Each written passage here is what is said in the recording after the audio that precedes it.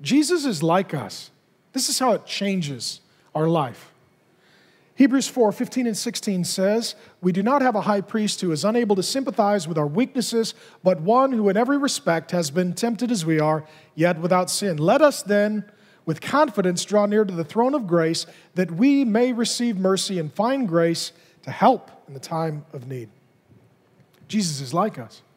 John Stott, a great British theologian, once said, "In a world filled with suffering and pain, I could not fathom worshiping a God who was immune to it." See, other religions, the concept of God is that He is transcendent. He is far away. The life of sin and sinners on the earth is just a mess, and it's uncomfortable, and it's painful and deplorable. So maybe God will send an angel, or He'll drop some commands, but He's certainly not going to come down and get involved. The story of the incarnation is that He did. His name is Jesus.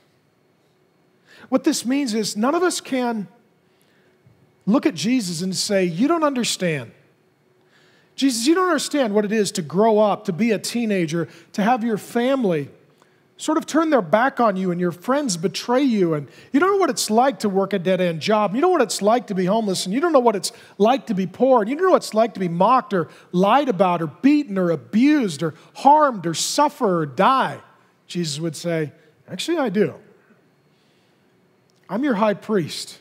The high priest was the holy man, the mediator between God and His people, bringing people's sins to God and bringing God's love to people. And Jesus is our great high priest, one of the great themes of Hebrews. That's why we don't have a priesthood, we have a high priest. He's the only one we need. What He says is, He can sympathize.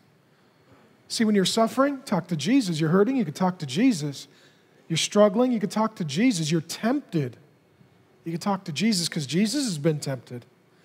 See, in His humility, entering into history, Jesus became like us. See, we have a God who, unlike any other concept of God, He gets it, He understands. Unlike the force of pantheism and panentheism,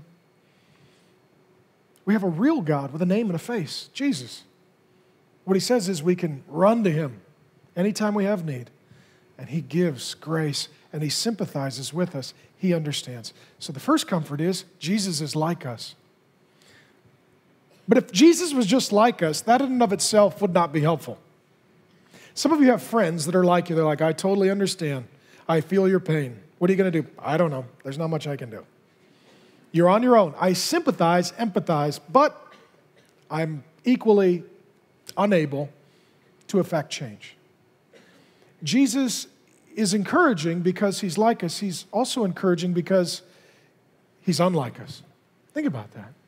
Jesus is also unlike us. Hebrews 7:26-27 says, we quote, "Have such a high priest, holy, innocent, unstained, separated from sinners, and exalted above the heavens." That's where He's at today, ruling and reigning. "He has no need, like those high priests, to offer sacrifices daily, first for His own sins." Here's how Jesus is different than us. He never sinned. Was He tempted? That's what it says. You'll see it later in Luke. He was tempted. Did He sin? No. This is where He's different than us. Every time He was tempted, He remained holy. He said yes to the will of the Father and no to the temptation of the world. So what this means is when we're tempted to sin, we can run to Jesus and He could say, "I know how to get you around this. I avoided this one myself." And when we do sin, we can run to Jesus. And what Jesus doesn't do, like some of our friends, is say, "Hey, nobody's perfect. I understand. I did the same thing. I'm no better than you. Let's do it together next time." Jesus instead says, "I said no to that sin, and I died for your sin, and I'll forgive you, get you out of the mess you're in, change your whole life so you don't go back and do it anymore." That's what He does.